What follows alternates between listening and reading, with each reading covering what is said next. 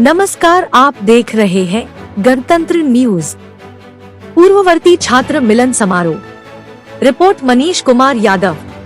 राजकीय आयुर्वेदिक महाविद्यालय अस्पताल के प्राचार्य डॉक्टर चंद्रभूषण सिंह ने बताया कि प्राचीन काल से ही आयुर्वेद का स्वर्णिम एवं गौरवशाली इतिहास रहा है।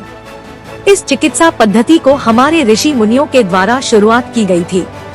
आयुर्वेद के संबंध में अंग जनपद की भूमि हमेशा उन्नत रही है। आज के दौर में आयुर्वेद की चिकित्सा पद्धति विलुप्त होती जा रही है, जिसे आगे बढ़ाने की और इसकी महत्ता से लोगों को अवगत कराने की आवश्यकता है। आज का यह कार्यक्रम आयुर्वेद कॉलेज के पूर्ववर्ती छात्र छात्राओं के लिए किया गया था, जिसमें आयुर्वेद को आगे बढ़ाने को लेकर विशेष रूप से चर्चा की गई। अंग जनपद की यह चंपा नगरी आदिकाल एवं पौराणिक काल से ही व्यापारिक, सांस्कृतिक, तांत्रिक और चिकित्सा का उत्थान केंद्र रही है एवं पुरातत्व सभ्यता और संस्कृति का महान केंद्र के रूप में भी जाना जाता है।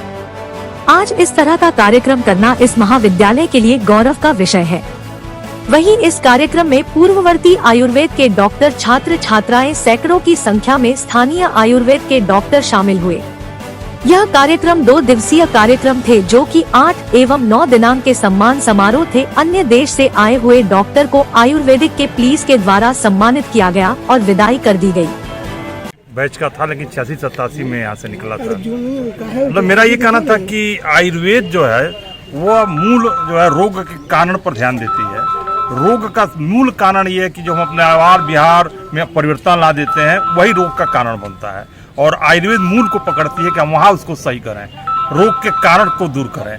रोग दूर करने से ज़्यादा बेहतर होगा रोग का कारण दूर किया जाए। अतः आयुर्वेद को जिंदा रहना जरूरी है। और भारत की जो चिकित्सा पद्धति है वो आयुर्वेद है, केवल आयुर्वेद है। एलोपैथ तो हमारी बाहर से आई हुई पद्धति है, उसको हम कदापि यहाँ नहीं पनपने देना चाहते हैं। तो इसके लिए सर क्या कदम उठाया जाएगा एलोपैथ से आयुर्वेद की तरफ आने के लिए?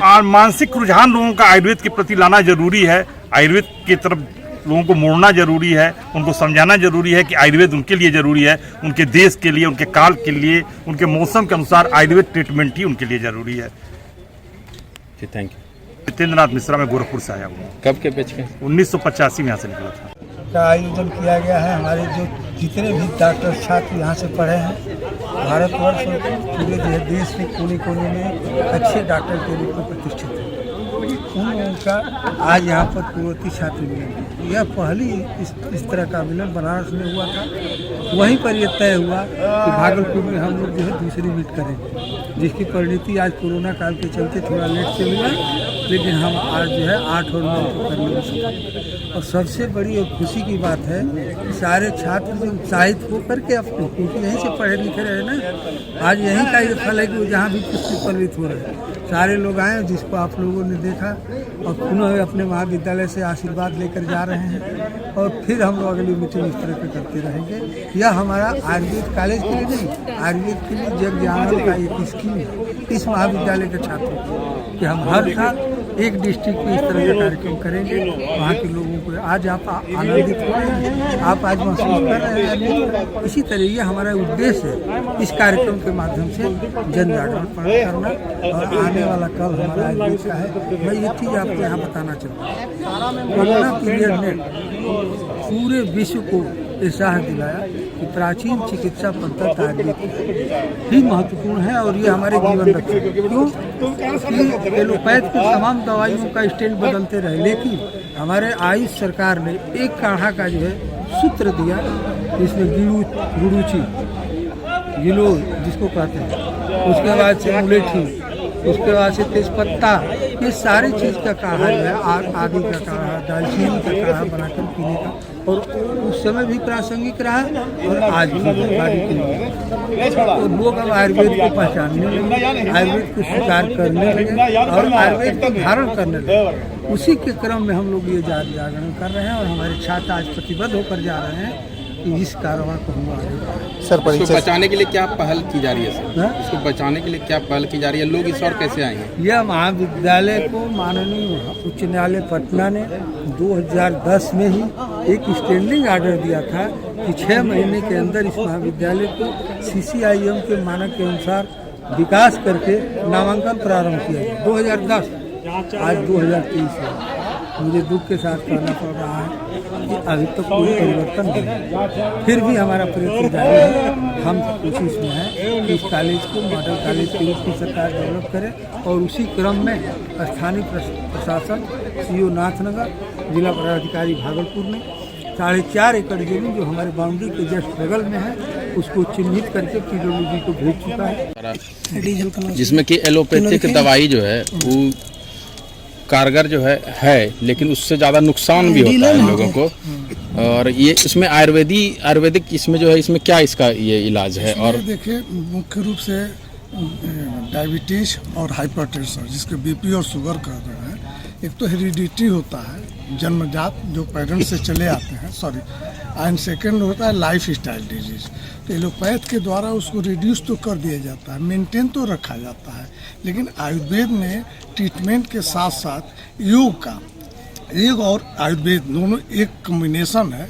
आयुर्वेद में योग एक चैप्टर भी होता है जो पढ़ाया जाता है। योग से मतलब होता है कि उस 24 घंटे की आपकी दिनचर्या और रात्रिचर्या, क्या खाना है, कैसे खाना है, कैसे सोना है, कैसे जगना है, कैसे टॉयलेट करना है, कैसे कपड़े किस मौसम में पहनने, यानी सारी जो है प्रक्रिया 24 घंटे की उसमें रहती है। यदि आप लाइफ स्टाइल मेंटेन रखते हैं, खान पान दुरुस्त रखते हैं, तो आपको एक तो ये रोग होगा नहीं। यदि हो भी गया है तो आप इसको मेंटेन करते हैं, योग का सभी साधन लेते हैं और प्लस कुछ आयुर्वेदिक दवाएं हैं उनके थ्रू ये में बिना साइड इफेक्ट का ये सारा चीज़ मेंटेन रहेगा और मेंटेन रहता है, कोई साइड इफेक्ट नहीं होता है। ऐसी कौन सी दवाई हैं इसमें जो कि इसमें है हर्बल दवाएं बहुत सारी हैं, चीज़ है। अब ब्लड प्रेशर के लिए अश्वगंधा है, अर्जुनारिष्ट है, सतगंधा है, यह सब जो है जो ब्लड प्रेशर को मेडिसिन से ऊपर सबसे बड़ी चीज़ होती है और शुगर के संबंध में आपका शुगर के संबंध में बहुत सारी इस तरह की दवाएं आती हैं जो वनस्पतियों में पाई जाती हैं। आयुर्वेद के हिसाब से तो कोई ऐसी वनस्पति नहीं है जिसका औषधीय गुण न हो। ऐसे कोई औषधि नहीं है जिसका औषधीय गुण न हो। सारी की सारी दवाएं जो है आपका नीम की पत्ती वगैरह हुआ और जो है चिरायता हुआ, चाहे जितनी भी दवाएं इस तरह की हैं, ये सारी की सारी जो है ट्रीटमेंट में हमारे काम करते हैं। सबसे ज़रूरी ये होता है कि लाइफ स्टाइल खान पान यदि हम अपना सही रखते हैं और सब जो है, क्योंकि सारी बीमारियां एलोपैथ में तो जो है लाइफ स्टाइल के साथ बाहरी इन्फेक्शन के द्वारा होता है।